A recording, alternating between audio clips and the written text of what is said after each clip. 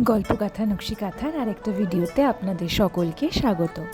আমি আর মামাই মানে আমার ননদ আমরা দুজনে এখন যাচ্ছি হসপিটালে। আসলে কালকে আমার শাশুড়ি মায়ের পায়ে অপারেশন হয়েছে। আমরা এত ভয়তে ছিলাম, আর অপারেশনটা বেশ অনেকক্ষণ ধরে হয়েছে, প্রায় 4-4.5 ঘন্টা ধরে। তো সেই জন্য টেনশনের মধ্যে আর বলতে পারেন যে একটা ভয়ই কাজ করছিল, এত বড় একটা অপারেশন হচ্ছে। তো সেই জন্য আর সেরকম ভিডিও বানানো হয়নি। আজকে আমরা যাচ্ছি, সৌম্য আজকে আগে পৌঁছে গেছে, ওকে বলেছিল সকালবেলায় চলে যেতে, কারণ ভিজিটিং আওয়ার আছে। আমরা এখন যাচ্ছি, বাড়িতে সব কাজ সেরে রান্না টান্না করে এখন আমরা বেরিয়েছি। আজকেই ছেড়ে দেবে বলেছে, আজকে ডিসচার্জ করে দেবে। তবে এখন থেকে প্রায় মোটামুটি 2 মাস বা এর থেকে বেশিও হতে পারে হাঁটা চলা করতে একদমই পারবে না। আমাদের বাড়ি থেকে বেশিক্ষণ যেতে সময় লাগবে না। আসলে কলকাতাতে এমন একটা ট্রান্সপোর্টের খুব সুবিধা, লোকাল ট্রেন বা মেট্রো, এই ট্রেন মেট্রো করেই আমরা অনেক দূর চলে যেতে পারি কলকাতার একটা জায়গা থেকে আর একটা জায়গায়। তো সেই জন্য কোনো রকম কোনো অসুবিধাই হয় না।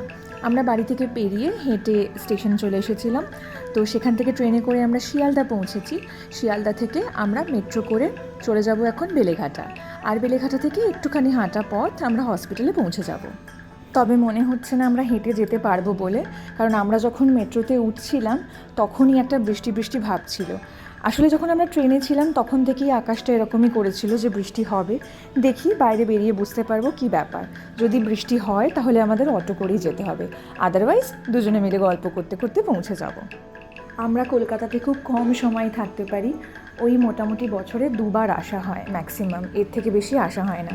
তবে আমরা যেটুকু সময় একসাথে থাকি তখন আমরা কিন্তু বেশ মজা করে কাটাই। হ্যাঁ, ঠিক যেটা ভেবেছিলাম সেটাই।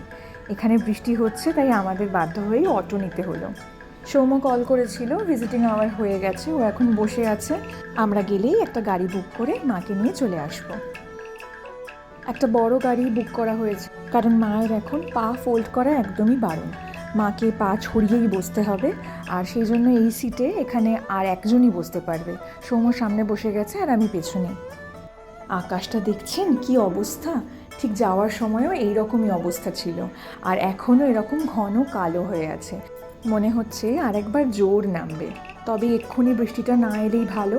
আমরা যদিও বাড়ির কাছাকাছি পৌঁছে গেছি, কিন্তু তাও বাড়ির কাছাকাছি, এত কাছাকাছি পৌঁছে তারপরে যদি ঠিক নামার মুখে বৃষ্টি হয় তবে খুব মুশকিল হয়ে যাবে, কারণ মায়ের দুটো পায়েই পুরো ব্যান্ডেজ করা আছে। এবার আমাদের গলি অবধি এই বড় গাড়িটা ঢুকবে না। এবার যদি গলি থেকে নিয়ে যেতে গিয়ে পুরো যদি এগুলো ভিজে যায় তাহলে কিন্তু খুব মুশকিল হয়ে যাবে। বাবাকে আমরা অলরেডি কল করে দিয়েছি, বাবা গলির মুখে এসে হুইল চেয়ার নিয়ে দাঁড়িয়ে আছে। আমরা তো বাড়ির কাছাকাছি এসে গেছি, জিনিসপত্রগুলো গুছিয়ে নিই, এবার নামতে হবে আর মাকে সাবধানে নামাতেও হবে।